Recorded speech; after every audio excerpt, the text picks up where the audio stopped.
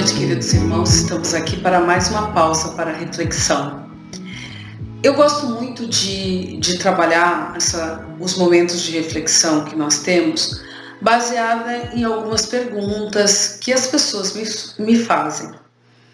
Essa semana uma pessoa fez uma pergunta: se nós temos realmente o poder para mudar nosso destino. Eu gosto muito de uma imagem que eu já falei de uma obra espírita, onde havia um desenho da palma de uma mão, e ali onde se diz que são as linhas, que a gente lê as linhas do destino, a pessoa, o desenhista, o ilustrador, fez uma mão e com a outra mão um lápis onde a pessoa traçava aquela linha. Eu gosto muito dessa imagem porque ela é bem significativa. Ela nos lembra desta construção, desse desenho da linha do nosso destino, que é nosso. Somos nós que fazemos este desenho. Há alguns pensamentos, um articulista que resolveu refletir sobre isso, e eu vou trabalhar isso em duas pausas. Hoje nós vamos falar um pouquinho dessa mudança do destino, e na próxima vamos falar um pouco sobre dívida e resgate. Heráclito, filósofo grego, dizia: a única coisa permanente no universo é a mudança. E é verdade. O que nós podemos perceber em termos de universo é a constante mudança. Nos assustamos com as mudanças. O caos gerado por muitas mudanças nos assusta, nos apavora, nos sensibiliza, nos comove, mas o resultado sempre é um resultado de evolução. Quando pensamos que as coisas pioraram, nós precisamos lembrar que as coisas sempre vão adiante. E se elas ainda estão ruins, é porque não houve uma alteração, elas já estavam ruins. Não há algo que se torne ruim, há algo que já era ruim na sua base. Então, podemos perceber que o universo nos mostra a constante mudança. A sabedoria do I Ching revela que tudo é mutação. Tudo muda, tudo se transforma. Antônio Lavoisier, considerado o pai da química moderna, por sua vez afirmava: na natureza nada se cria, nada se perde, tudo se transforma. E se tudo muda, conforme essa sabedoria milenar do I Ching, conforme esse pai da química, conforme os pensamentos do filósofo grego, por que nós não poderíamos mudar de alguma forma a nossa trajetória? E pensando nisso, Allan Kardec, exatamente na questão 860 do Livro dos Espíritos, que é interessantíssima, questiona: pode o homem, por sua vontade, por seus atos, fazer que não se deem acontecimentos que deveriam verificar-se? Olha só, está aí Kardec perguntando se nós podemos mudar o rumo das coisas. Pode-o, responde a espiritualidade. Pode-o se essa aparente mudança na ordem dos fatos tiver cabimento na sequência da vida que ele escolheu. Pode, se essa aparente mudança dos fatos, da ordem dos fatos, tiver cabimento na sequência da vida que ele escolheu.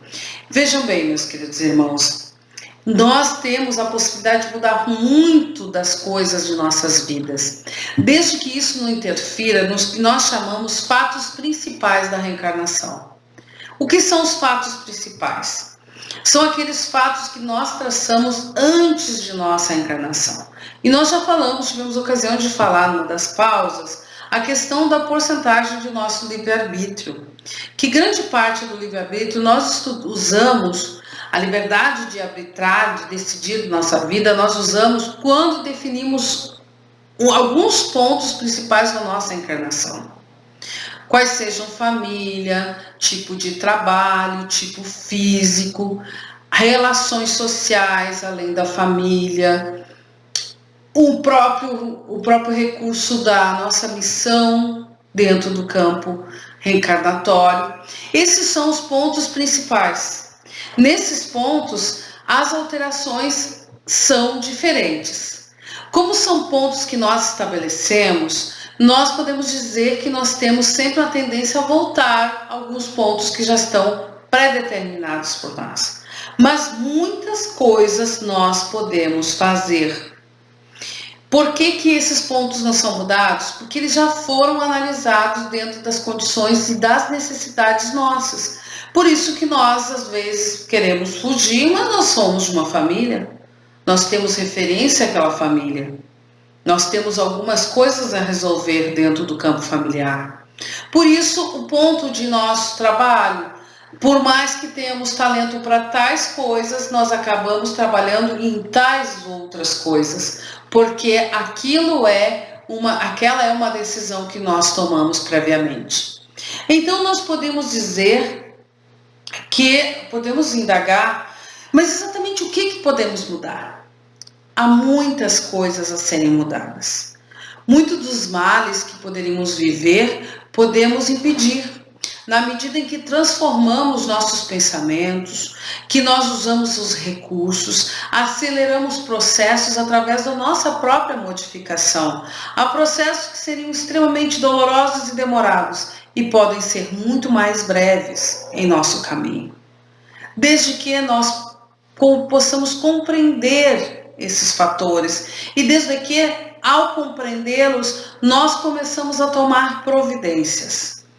E eu acredito que uma sugestão muito boa seria lembrar daquela outra pausa que, se os irmãos não assistiram, assistam, que nós falamos sobre cocriação, onde nós lembramos desse potencial imenso que somos.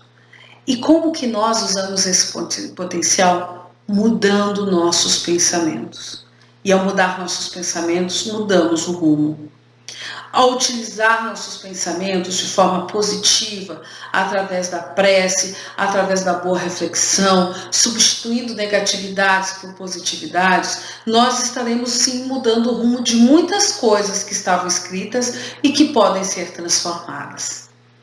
Quando pedimos para os nossos irmãos na prece, é importante considerar o seguinte: nós não temos o poder de persuasão do tipo, Deus, eu quero que seja assim.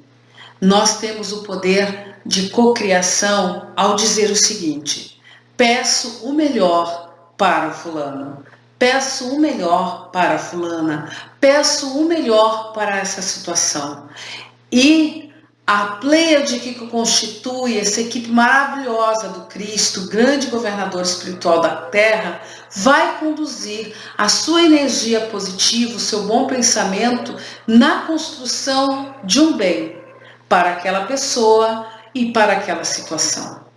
Queridos irmãos, trabalhando juntos nessa correlação positiva, cada um de nós é capaz também de modificar a sua própria caminhada, facilitando os caminhos, possibilitando que recursos novos e melhores cheguem até nós, fazendo com que tudo floresça de forma positiva.